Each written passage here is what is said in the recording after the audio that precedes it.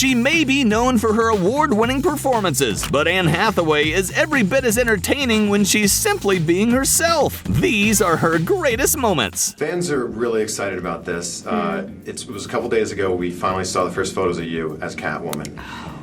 How do you fit into that suit? It takes 3 of us. A lot of lead time. Sit-ups, tricep curls, and, you know... But you're in phenomenal shape right now. Bench kicks, I don't know. How much weight have you lost to get into this shape right now? You did not just ask me that question. question. No, I'm just saying, you're like... What a forward young man you are. My goodness. How much weight? I'm not saying you needed to lose weight. I'm just saying that you look... I've worked very hard to become Selena Kyle. I know you have. All right, thank you very much. I'm sorry if I offended you. You didn't at all. I'm just messing with you. Thanks, Anne. Anne Hathaway once became convinced she made a great first impression on Daniel Craig, and she couldn't have been more wrong. And then Daniel Craig walks in, and I'm like, oh my God, I was at the party before Daniel Craig? Like, are you kidding me? This is amazing. And then, I'm like, what, am I, like, can I go introduce myself to him? Am I allowed to look at him? Like, what's going on? And I look up, and Daniel Craig is going, and he mouths this, hey, you, f*** you. And I'm like, oh my God, I have made it so much that Daniel Craig doesn't even know me and he's messing with me. So I'm just like, me? You. And so he goes, you. I'm just like, no, you. And then he just goes, you. And I go, I'm sorry, I can't hear you. Do you want me to turn it up? And then Daniel Craig goes, oh, not you. And I look behind me, and Stephen Daldry is doing the rudest things you've ever seen. And I just look up, and Daniel Craig and I just pretend we don't know each other.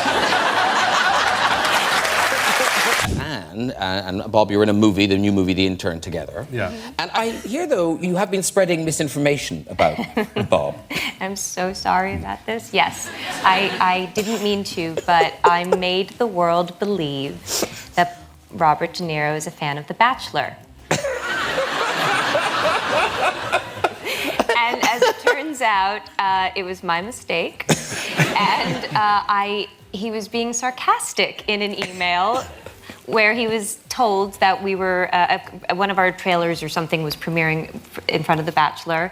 And Nancy said, Bob, I know you're such a fan. And Bob said, you bet your ass I'm a fan of The Bachelor. And I was like, this is such good goss. And then I stupidly told a journalist about it, and now Bob has had to answer nonstop questions for this entire press tour about what a fan of The Bachelor is, what's his favorite season, what does he think of the rose ceremony. Have you ever even seen it? No. Describing a movie plot should have been the easiest part of the interview, but for Anne Hathaway, things quickly spiraled out of control. Her little brother, who's 19, calls her up and says, I'm dropping out of college to become a musician, and she doesn't react very well, and they hadn't spoken for 6 months, and then he gets hit by a car and is in a coma. That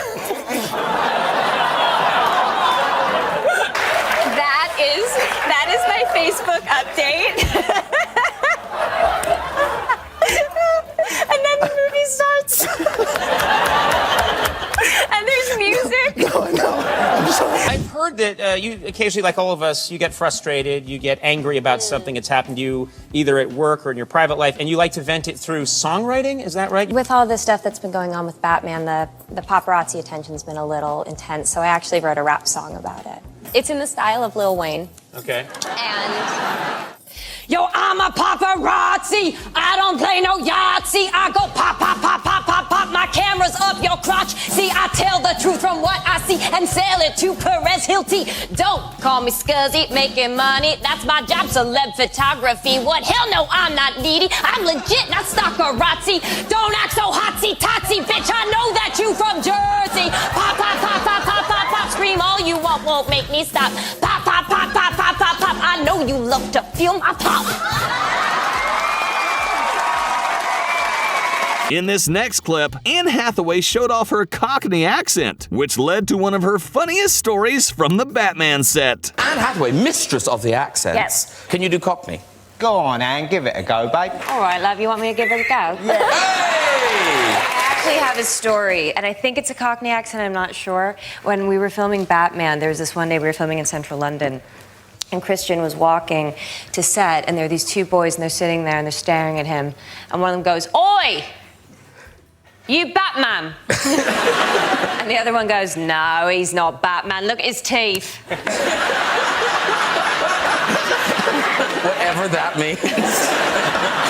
Returning to work after having her son left Anne Hathaway feeling a little unsure of herself until one of her Ocean 8 co-stars said something that instantly changed everything. After I had my son, the weight was really slow to come off, and so I was a different size than I normally am.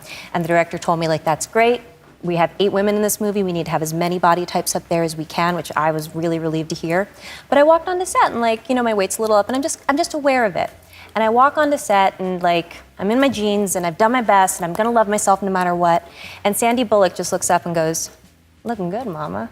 I was like, "Oh, that made me feel amazing." And then Cate Blanchett's like, "Nice jeans, Hathaway." And I was like, "This is so great." And then Rihanna looks up and goes, "Damn, girl, you got an ass." And I, of course, was freaked out and loved it so much. And I was like, "Really?" And she goes, "You got an ass like me." And I can honestly say I've never had that experience on a film set before. Wow. That's fantastic. They were just so beautiful, and to be surrounded by that much love and understanding, it was just great. Totally. Like, all of a sudden, you're with him, and all of a sudden you find yourself kind of like leaning back. You lean back, you talk, you know, you maybe don't enunciate as much, but sometimes you do. You enunciate intentionally. You drink more, you feel a little bit cooler. He's just great. Give me a topic. Okay, let's see. I can't think of any topics. Okay, This football. is what happens. Football. Oh, Yeah. football. Football. I like it. I like the Tennessee Titans. I like the Patriots. God bless America.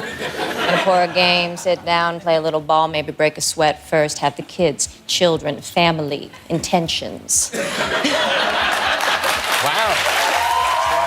Intentionality with the football, passing it down the line. It's a great game, great invitation to the world. Much respect to those other films. They look amazing. I talked to Christian Bale before this awards. He says, "Thank you." And he's going to put this next to his Oscar. Which, by the way, which is only tied with being honored to accept an Oscar whilst wearing a dress that I knew made it look like my nipples were erect. So there's this scene, my character Viola, she comes onto the stage, and I knew that the line was funny, but I couldn't figure out how to make it funny. So every night I was just trying something, just anything I could think of, and I was then, go out there, audience wouldn't laugh, and I was like, tomorrow. And then one night I went out there and I said the line, and just the house went down. You killed it. Killed. And I was like, oh, I found it. This is such a good feeling. And I just and so then of course I leaned into it because what do you do? And so I lean into it, and I'm just, the audience is losing their minds. I look into the wings, the cast is losing their minds. I'm high-fiving myself in my head. I'm just like, I've arrived, this is happening. Yes. And I get off stage and I'm just like, well, and they go, "Did you see the raccoons?" And I'm like, the what? And then they just go, "Behind you, as soon as you came on stage, a family of raccoons came out. They were so cute. Couldn't focus on the scene because the raccoons were so cute." So I was like, well, actually, high five to the raccoons. That's it. See, that's it. You gotta work with everybody. Parents spend years trying to get their kids interested in the things they love. But in Anne Hathaway's case, even her Oscar-winning voice wasn't enough. Is this true that he doesn't like you to sing at all? He does not like my singing voice in the slightest. Like, how does he react to you singing? Well, sometimes, he's very calm, and I'm like, okay, this is it, this is the moment. And so I'll maybe start to sing a song that I know he likes, and he goes, Mama, no. No, Mama, no. And then, I'll give it a minute, and I go, and he goes, Mama, no. Tough crowd. You're like the most amazing singer. He doesn't care. Have you shown him your Oscar for Les Miserables? Yeah. I've been whacking him around the head with it. You have children. No, I don't. All right, let's keep it that way. Social services thought it best I did. There was a game I was working last week, and I was on set, and we were just passing the time. And have you seen that movie trivia game where it's cards and it just asks you questions? Oh yeah, I've seen like they have a bunch of quizzes, like sports and movies. And I was just having one of those like runs where I couldn't miss. Yes. Like I just knew, and I was like surprising myself, and it was like. Well, you know your stuff. You know movies. I mean, apparently I do. And then I got to this one question, and they were like, oh, okay, so junior executive assistant in Devil Wears Prada. I'm just like, Emily Blunt. And they were like, no. And it wasn't her, it was me, so. But if you thought Anne Hathaway's son had a point about her singing, think again, because this next clip proves just how quickly she can steal the spotlight. Kelly, you better start stepping up your game. Can you play a freaking song I'll know? Jason, play a song she'll love. Since you've been gone, I can't breathe for the first time. I'm so moving on, yeah. Next to you, now I get what I want. Since you've been gone.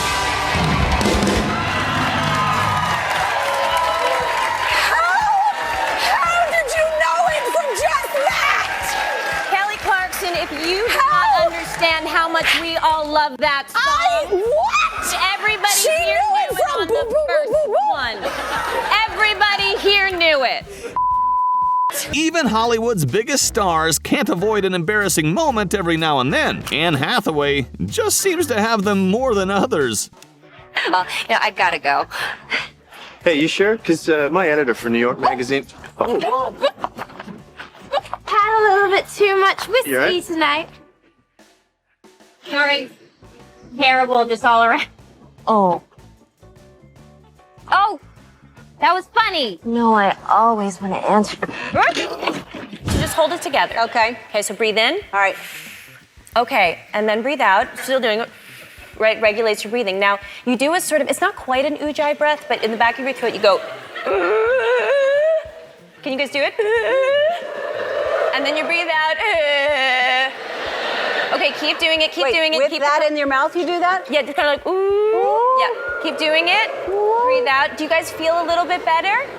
Feel good? That's impossible. I made the whole thing up. What? I made the whole thing up, Ellen. The takeaway of this is do not put something in your mouth just because a celebrity tells you to. Working with Christopher Nolan meant Anne Hathaway had to get used to long stretches of silence, and let's just say she didn't exactly handle them well. It can't come to me, and of course we don't have phones on set. I'm like, I just can't think of it. Can anybody think about what it is? Dead silence, and then it was like, okay, we're ready to roll again. I was just like, never speak again on set, ever. So anyway, so I'm just like, that was so dumb. I just need to learn how to sit in silence. So anyway, same thing happens in the afternoon. There's this uncomfortable pause, and I'm like, well, it's not gonna be me. Not gonna be me. And then one of the crew members goes, Annie, I've been thinking about it all day and I can't think about what Rick Moranis' name is. And somebody else goes, me too. And it's on the tip of my tongue. And we start to have like a little cacophony of like, what is his name? And finally Chris goes, oh, it was Darth Helmet. Can we shoot?